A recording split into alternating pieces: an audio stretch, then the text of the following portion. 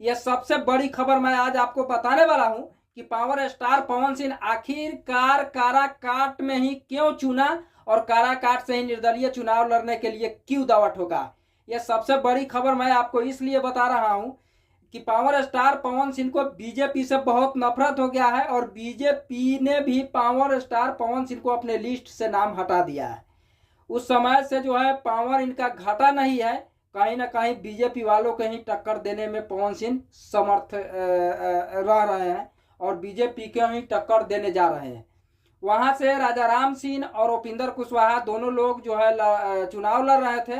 तब तक तेसर जो है power star Pawan Singh entry मारते हैं और चुनाव जो है काराकाट से लड़ने के लिए तय करते हैं। काराकाट में चौथा चुनाव है। 2009 में चुनाव हुआ था, उसके बाद 2014 में हुआ था, उसके बाद 19 में हुआ था और ये चौथा चुनाव जो है